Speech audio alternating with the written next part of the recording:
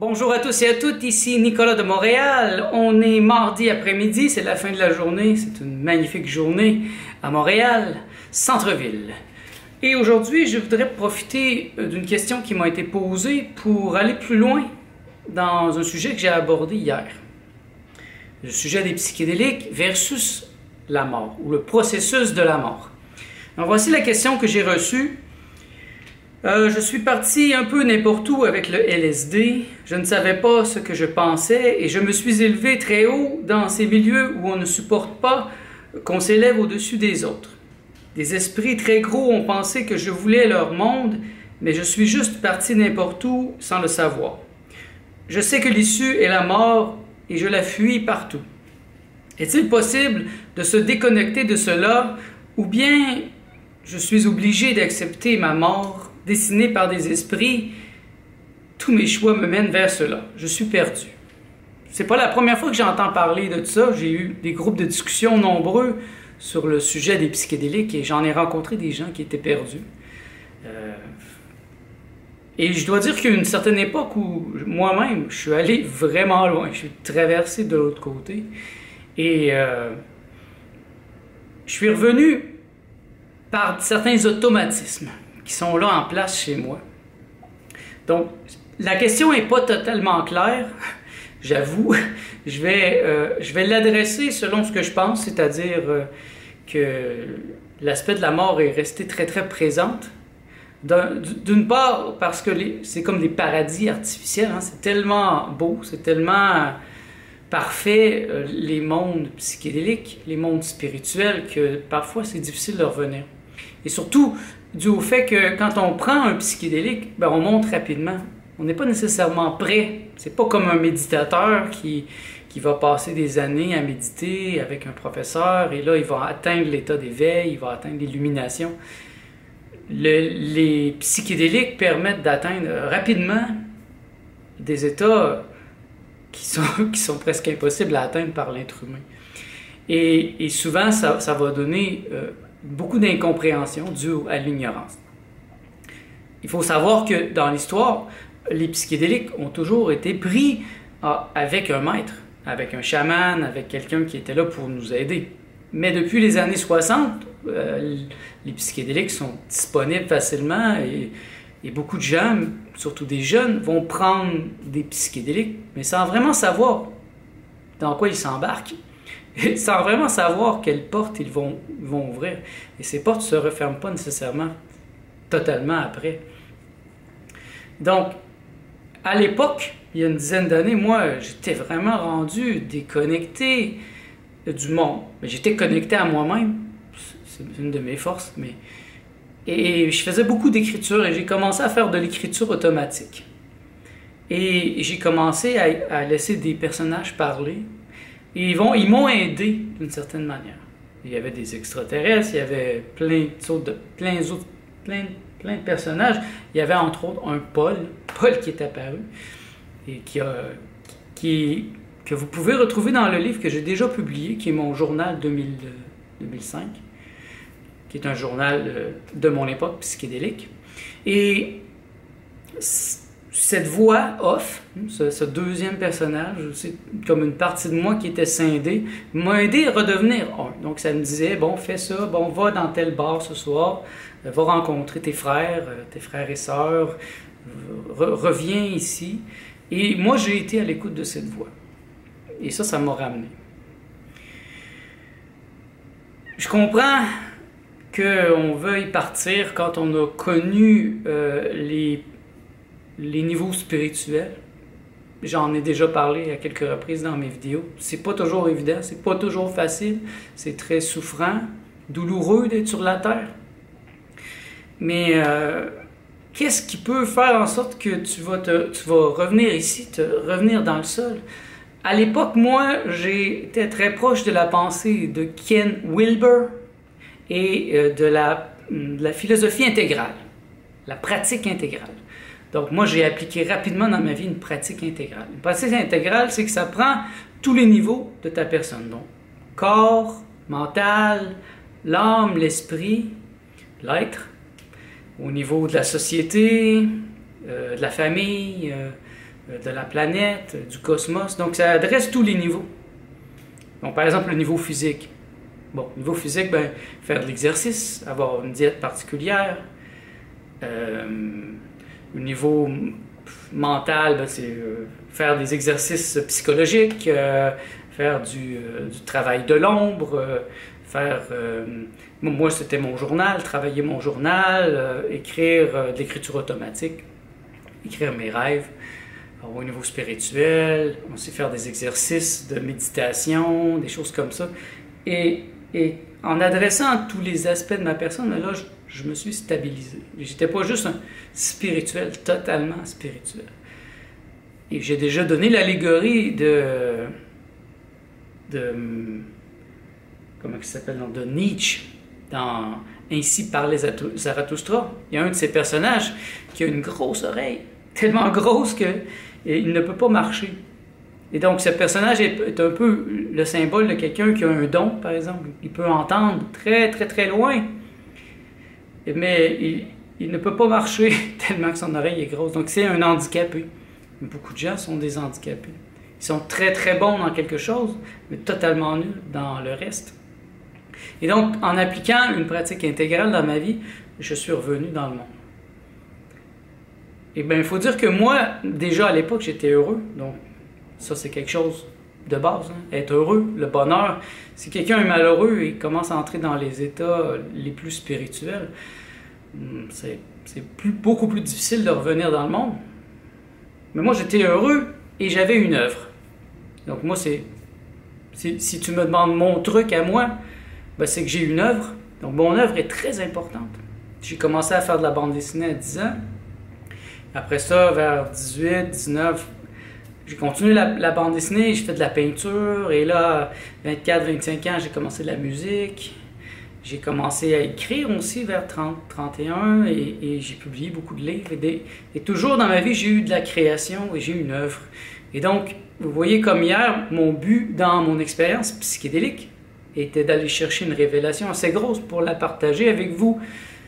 Et donc, moi, il y a un lien avec le monde. J'ai appris à faire le lien, même si parfois c'est difficile.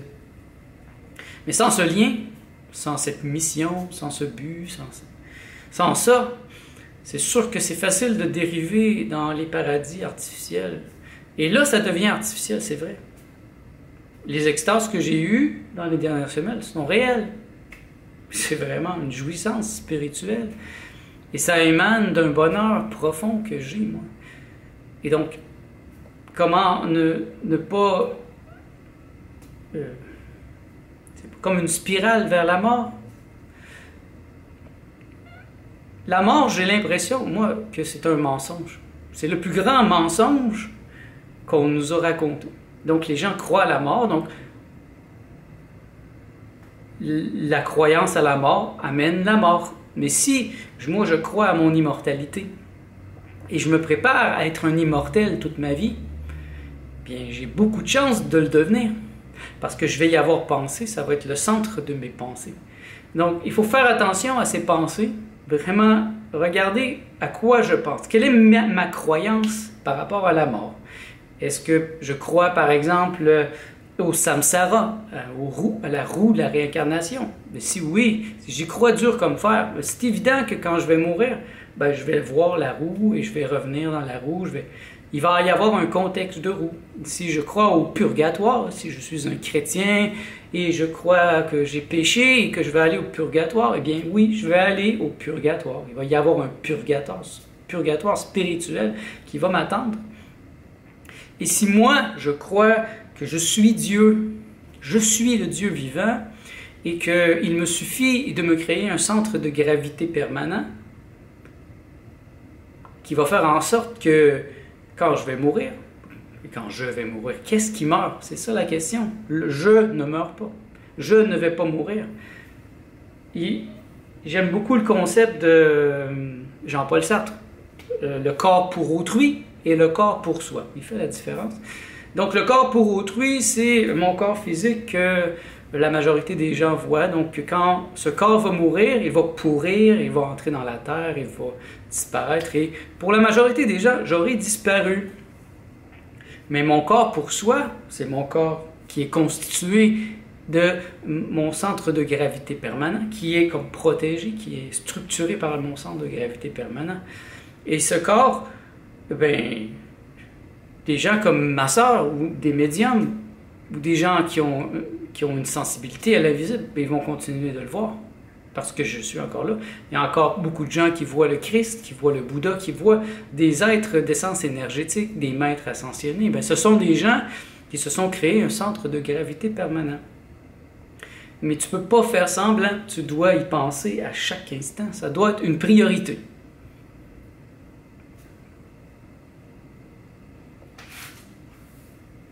Et si je reviens à la dernière phase, suis-je obligé d'accepter ma mort? Il y a une phrase très intéressante dans le jovialisme, c'est « On ne meurt pas, on se tue ». Et on ne peut pas tuer quelqu'un qui ne veut pas mourir. Donc, tu ne vas pas mourir, tu vas te tuer. La majorité des gens meurent parce qu'ils croient qu'ils doivent mourir, parce qu'on leur a dit, parce qu'on leur a injecté des mémoires, plein de croyances qui font en sorte que quand on vieillit, eh bien, on meurt.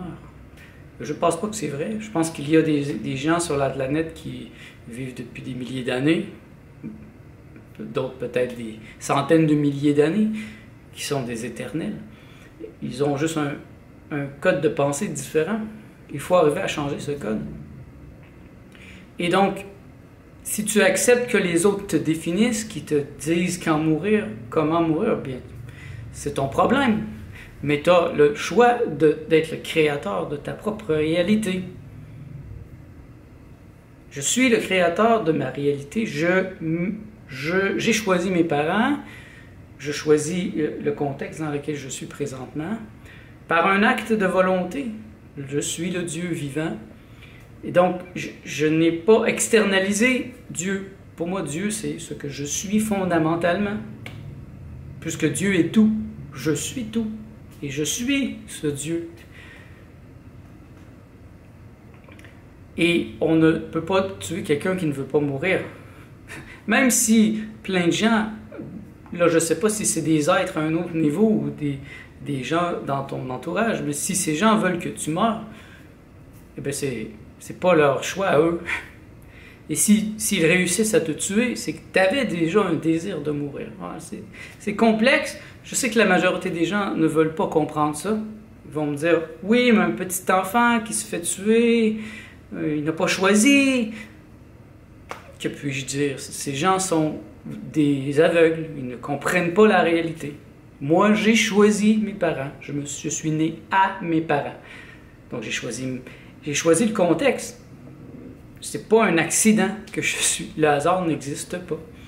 Et donc, puisque je ne veux pas mourir, ben, vous ne réussirez pas à me tuer. Un très bon exemple, c'est Hitler. Hitler, je ne sais pas combien il y a eu de tentatives d'assassinat. Je pense que c'est dans les 15 ou dans les 20. Et toujours, il s'en est sorti de manière incroyable.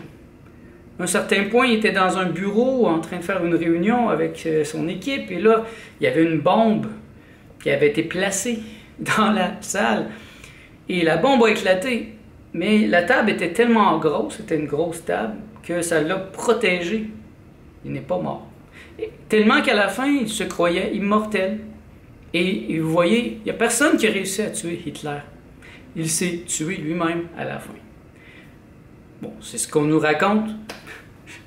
Moi, je pense que c'est une totale autre histoire, là, mais c'est impossible pour moi de savoir, mais toujours est-il que quelqu'un qui ne veut pas mourir ne peut pas mourir. Et donc, peut-être que c'est compliqué pour quelqu'un qui n'est pas habitué à ces termes.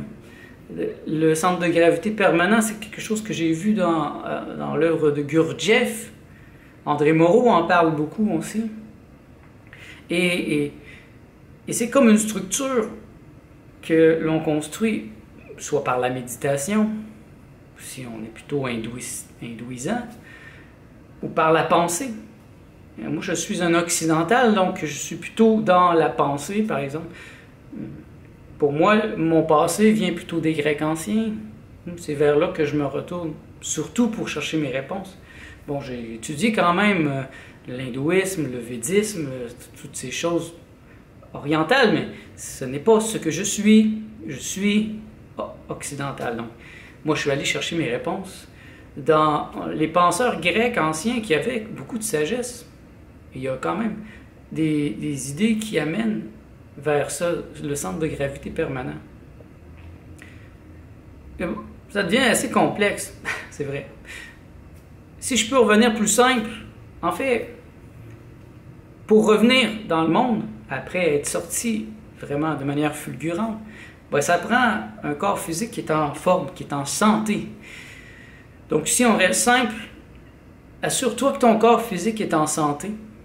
Fais de l'exercice, mange bien, fais l'amour, aie des compagnes, aie des amis.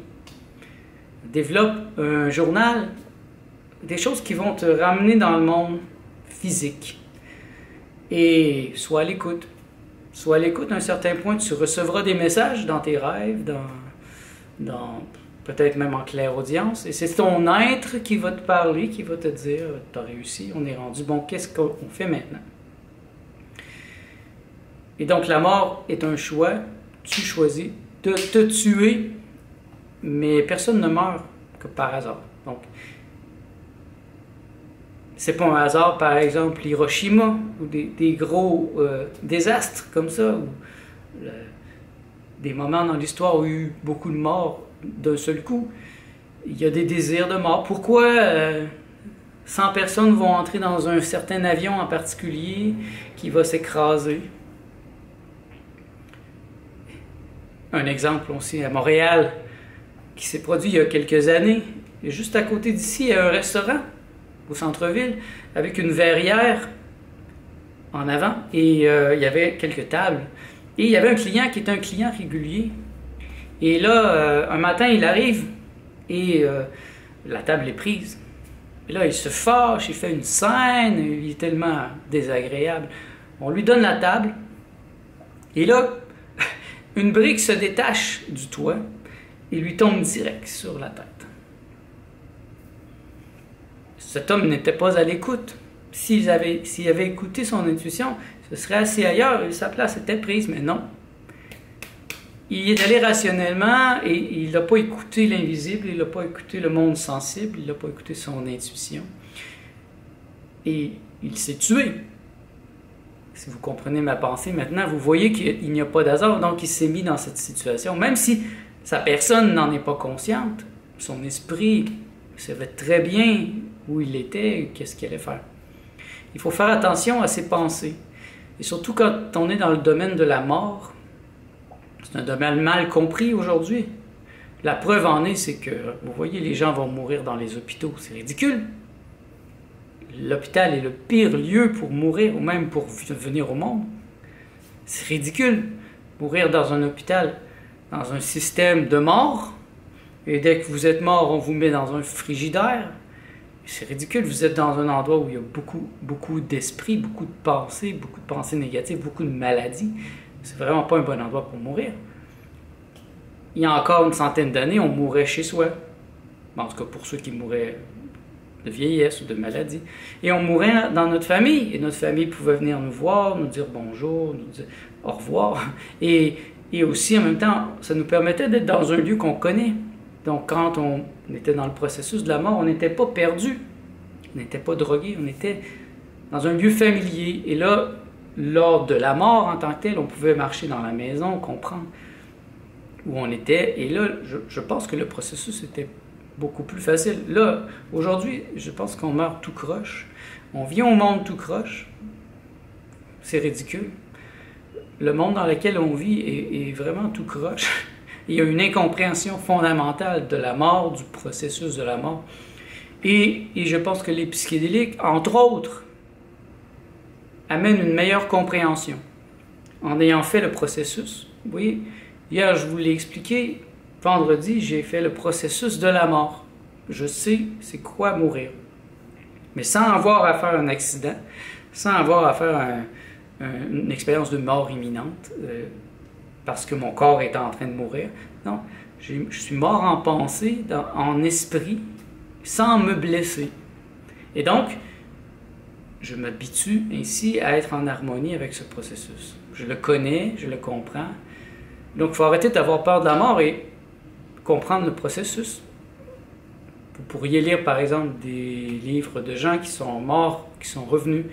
Il y a comme quelque chose qui revient toujours dans leurs histoires. Et dans le domaine des psychédéliques, c'est la même chose. La mort est très, très proche. J'ai parlé hier du livre de Psychedelic Experience que Timothy Leary avait traduit du livre des morts tibétains. Et ça en dit long. Ça en dit long sur cet aspect. Et pour moi, ça a toujours été évident. Je souhaite que je réponde à la question. La question était tout de même vague. Ça m'a quand même permis de broder sur un sujet que je voulais adresser. Donc si la question est mal répondue ou si ça vous amène plus de questions, n'hésitez pas à m'en faire part. Ça va me faire plaisir de l'aborder si j'ai la réponse, si j'ai une réponse intelligente. Parce que, vous savez, pour moi, l'intelligence est très importante et je souhaite que vous puissiez aussi cultiver votre propre intelligence. C'est la moindre des choses dans un monde d'ignorance et de stupidité comme le monde dans lequel on vit présentement. Donc, soyez intelligents, mes amis. Soyez sages. Merci, on se revoit dans le prochain vlog.